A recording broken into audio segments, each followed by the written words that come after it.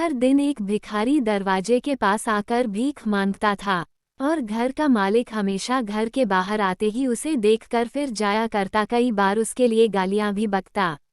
वो कहता, तू जिंदा ही क्यों है? पूरी जिंदगी ऐसे ही भीख मांगेगा क्या? धरती का बोझ क्यों बना बैठा है?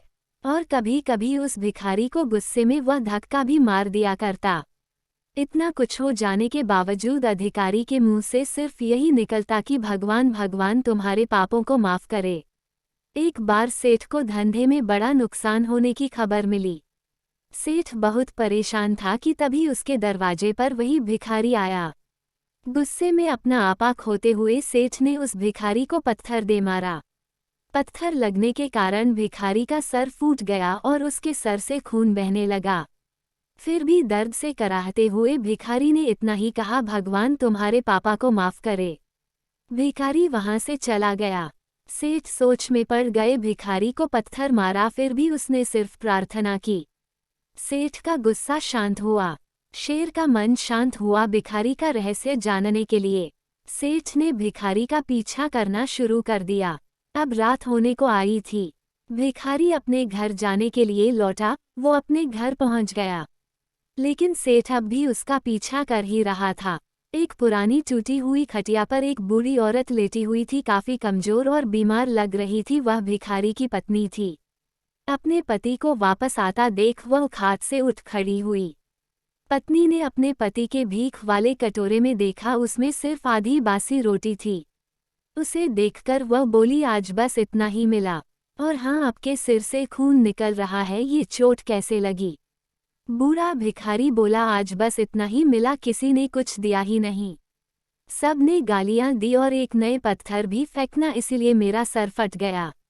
एक गहरी ठंडी सांस लेकर बूढ़ा भिखारी फिर से बोला, यह मेरे ही पापों का फल है। तुम्हें याद है कुछ सालों पहले हम कितने अमीर थे? क्या कुछ नहीं था हमारे पास? हमारे पास हर चीज जरूरत से ज्यादा थी, लेकिन हमने कभी दान नहीं किया।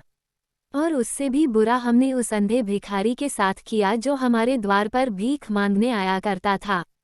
बूढ़ी पत्नी की आंखों में आंसू आ गए। वह बोली, हाँ, हम उस बेचारे अंधे के साथ बहुत बुरा करते थे। उसका अपमान करते थे, उसे खाने के लिए रोटी की जगह कागज दिया करते, उसका मजाक उड़ाया करते और कभी कभी मारा भी करते। मैंने कभी उसको रास्ता नहीं दिखाए। एक बार मैंने उसके मुंह पर मिट्टी भी फेंकी थी और वो हमेशा दुखी होकर यही कहता कि भगवान तुम्हें तुम्हारे किए की सजा देगा, भगवान तुम्हारे पापों की सजा जरूर देगा। उसका श्राप सच हुआ और हम इस दुख भरी जिंदगी में आ गए। भिखारी बोला, हाँ, उसका श्राप सच हुआ, इसलिए मैं किसी को बददुआ नहीं देता। चाहे कोई मेरे साथ कैसा भी बर्ताव करे, मैं हमेशा उसके लिए प्रार्थना करता हूँ। मैं नहीं चाहता कि कोई भी हमारे जैसे जिंदगी का अनुभव करे, किसी को भी हमारे जैसे दुखों का सामना करना पड़े। वो नहीं जानते कि वो कितना बड़ा पाप कर रहे हैं, इसलिए अनजाने में हुए पाप की ऐसी सजा किसी को भी मिले, मैं नहीं चाहता।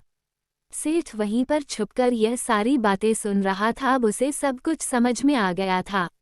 भिखारी और उसकी पत्नी ने वह आधी रोटी मिल बांटकर खाई और भगवान को धन्यवाद बोलकर सो गए। अगले दिन बड़ा भिखारी फिर से भीख मांगने गया। सेठ के घर के पास जाते हैं। सेठ ने पहले से गरम रोटी या उसके लिए निकाल कर रखी थी। उसे देते हुए सेठ विनम्रता से बोला, माफ कर दीजिए बाबा, उसे बहुत बड़ी गलती हो गई। बूढ़ा भिखारी बोला, भगवान तेरा भला करे। इतना कहकर वह आगे निकल गया। इस कहानी से जो सीख लेने लायक है वो बड़ी ही सिंपल है कि आदमी चाहे किसी के बारे में बुरा कहे या भला करे, लेकिन भगवान सिर्फ कर्म के हिसाब से उसको फल देता है। क्या हुआ अगर भगवान नहीं दिखता है, लेकिन ये बात बिल्कुल सच है, उसके खाते में सबका हिसाब बहुत बहुत पक्का होता है। इसलिए जब किसी के लिए कुछ भी करो तो अच्छा ही करो। पढ़िए अगली इमोशनल कहानी।